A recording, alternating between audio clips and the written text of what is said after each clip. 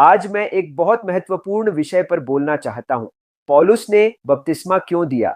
यह विषय अत्यंत महत्वपूर्ण है। पौलुस ने बपतिस्मा क्यों दिया और फिर उसने बपतिस्मा देना क्यों बंद किया? यह प्रश्न अक्सर इसलिए पूछा जाता है ताकि पौलुस को दी गई रहस्यपूर्ण सच्चाइयों को कमजोर किया जा सके, परंतु इससे व्याकुल न हो। पौलुस स्वयं बताता है कि उसने क्यों बपतिस्मा दिया। बपतिस्मा यहूदी प्रथा थी और पौलुस इब्रानियों में इब्रानी था। फिलिपियों अध्याय 3 पद 5। बपतिस्मा व्यवस्था का एक भाग था जो पापों के शुद्धिकरण के लिए किया जाता था और पौलुस व्यवस्था की संपूर्ण रीति को भली भांति जानता था। प्रेरितों के काम अध्याय 22 पद 3। बपतिस्मा यहूदी धर्म परिवर्तन की प्रक्रिया का भी एक अंग था, यहां तक कि अन्य जातियों के लिए भी।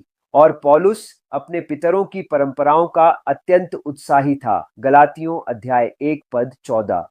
12 प्रेरितों को पश्चाताप और पापों की क्षमा के लिए यीशु मसीह के नाम में बपतिस्मा देने के लिए भेजा गया था, परंतु प्रभु ने पौलुस को यीशु मसीह के द्वारा पापों की क्षमा का सुसमाचार प्रचार करने के लिए भेजा। प्रेरितों के काम अध्याय 13 पद 30-39। प्रेरितों के काम अध्याय 26 पद 18। पौलुस को यहूदियों की सेवा के लिए भी भेजा गया था और जब वह ऐसा करता था तो वह कहता था, मैं यहूदियों को पाने के लिए यहूदी सा बन गया, जो व्यवस्था के अधीन है उनके समान बन गया, ताकि उन्हें प्राप्त कर सकूं जो व्यवस्था के अधीन है। पहला कुरिन्थियों अध्याय 9 पद 20। पौलुस की आरंभिक सेवकाई में जो बपतिस्मा का वर्णन मिलता है वे प्रायः यहूदियों और धर्मांतरितों के बीच हुए। प्रेरितों के काम अध्याय 16 पद 14-15। प्रेरितों के काम अध्याय 18 पद 7-8। पौलुस ने तिमुथियुस का खतना किया उन यहूदियों के कारण जो उन प्रदेशों में थे। प्रेरितों के काम अध्याय 16 पद 3। उसने यरूशलेम में भी एक मन्नत ली उसी कारण से। प्रेरितों के काम अध्याय 21 पद 21-24। पौलुस ने बपतिस्मा देना क्यों बंद किया? ऐसे बहुत से कारण हैं जिनके कारण पौलुस ने कभी कभी बपतिस्मा दिया, परंतु आज के समय के लिए अधिक महत्वपूर्ण प्रश्न यह है, पौलुस ने बपतिस्मा देना क्यों बंद किया, या उसने सबको बपतिस्मा क्यों नहीं दिया? पौलुस कहता है, मैं परमेश्वर का धन्यवाद करता हूं कि मैंने तुम में से किसी को बपतिस्मा नहीं दिया सिवाय कुछ के। और आगे कहता है, क्योंकि मसीह ने मुझे बपतिस्मा देने को नहीं वरन सुसमाचार सुनाने को भेजा है। पहला कुरिन्थियों अध्याय 1 पद 17। यूहन्ना बपतिस्मा देने वाले ने अपनी सेवकाई में सबको बपतिस्मा दिया। प्रभु ने अपने 12 प्रेरितों को आज्ञा दी कि वे सब जातियों को सिखाएं और बपतिस्मा दें। मत्ती अध्याय 28 पद 19-20। पतरस का संदेश था, मन फिराओ और यीशु मसीह के नाम में बपतिस्मा लो।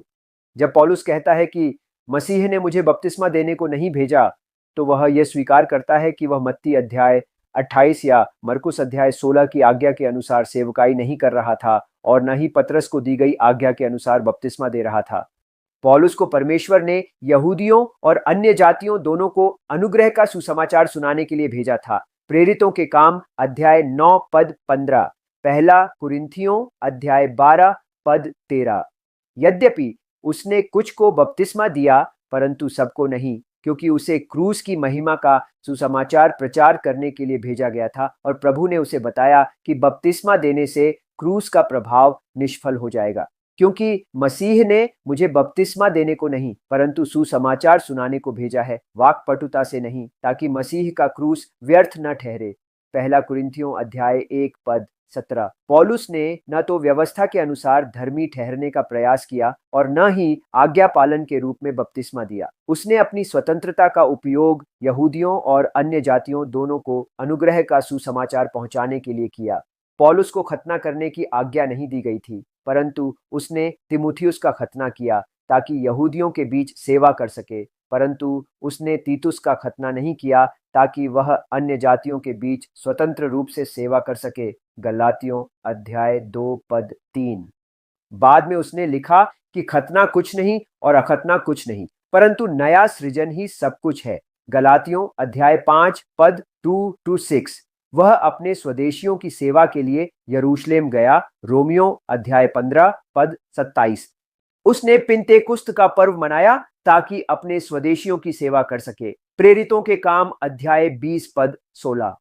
फिर भी उसने सिखाया कि कोई दिन किसी दिन से बड़ा नहीं है और मसीह में ही गर्व करना चाहिए, न कि दिनों के पालन में। गलातियों अध्याय 4 पद 9 to 11, कुलुस्सियों अध्याय 2 पद 16। उसने अपने स्वदेशियों की खातिर कुछ मांस नहीं खाया। पहला कुरिन्थियों अध्याय 8 पद 13। फिर भी उसने अन्य जातियों के साथ भोजन किया और सिखाया कि परमेश्वर की हर सृष्टि भली है। गलातियों अध्याय 2 पद 12, पहला तीमुथियुस अध्याय 4 पद 4। उसने क्रिस्पुस, जो आराधनालय का प्रधान था, को प्रभु यीशु के नाम में बपतिस्मा दिया, परंतु वह प्रसन्न था कि उसने अन्य लोगों को बपतिस्मा नहीं दिया, ताकि कुरिन्थियों को यह समझ में आए कि उद्धार की शक्ति पौलुस, पतरस या अपुल्लोस के बपतिस्मा में नहीं, बल्कि मसीह के सुसमाचार में है। पहला कुरिन्थियों अध्याय 1 पद 12 to 14। उसने कुछ को बपतिस्मा दिया और कुछ को नहीं। हर स्थिति में उसने यह सुसमाचार के अनुग्रह के लिए किया। पहला कुरिन्थियों अध्याय 9 पद 22 to 20-30। पौलुस क्या जानता था? पौलुस व्यवस्था, इजराइल की परंपराओं और 12 प्रेरितों की सेवकाई को भली भांति जानता था, जब उसने कहा कि पतरस, याकूब और यूहन्ना ने मुझे कुछ नहीं सिखाया। गलातियों अध्याय 2 पद 6।